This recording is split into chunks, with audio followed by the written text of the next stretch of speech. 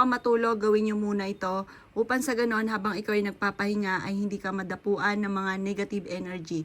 Sabi nga po nila, once na nagpapahinga po tayo ay mas mabilis kakapit sa inyo ang mga negative energy dahil nagpapahinga yung diwa. Mas mainam po na gawin nyo to bago ka matulog. Gawin nyo po ito kanan or kaliwa. Mas mainam na kulay pula ang gagamitin po ninyo na panulat po upang sa ganon kayo po ay makontra nyo kung ano man ang mga negative na maaaring maganap. Yung mga evil eye na yan mga bossing ko ay para layuan po kayo. Proven po ito, napaka-epektibo po nito mga bossing. Mainam gawin nyo po ito bago ka matulog. Pero hanggat hindi naman nabubura yung evil eye sa palad po ninyo, ay huwag nyo nang buburahin pa. May mga tao kasi na akala nyo okay sa inyo yung mga nakakasalamuhan ninyo, yun pala ay ginagamitan ka ng kaliwa.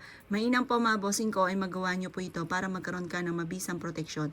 Proven po ito. Pero bago ka matulog, magwi-wish ka muna. Layuan ka ng mga tao na hindi maganda yung intention po sa inyo.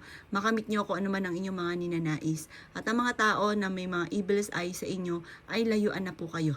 Ganon ang mga pagwi-wish. May mga panalangin silang masama ay bumalik sa kanila.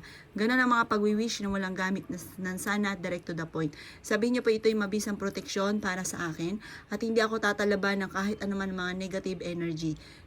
Kung ano man ang panalangin nilang masama ay bumalik sa kanila. Ganon ang mga pagwi-wish ng walang gamit na sana, direct to the point.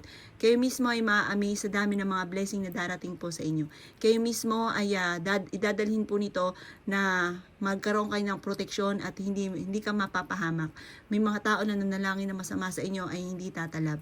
Basta focus ka lamang. Ikuklose siyang ganyan habang ikay nagwe-wish. Kaliwat kanan. Pero pwede nyo rin siyang gawin sa kaliwa or kaya sa kanan. Depende kung ano po yung gusto po ninyo. Pero pwede rin naman kaliwat kanan. Gawin nyo po ito bago ka matulog. Napaka-epektibo po nito.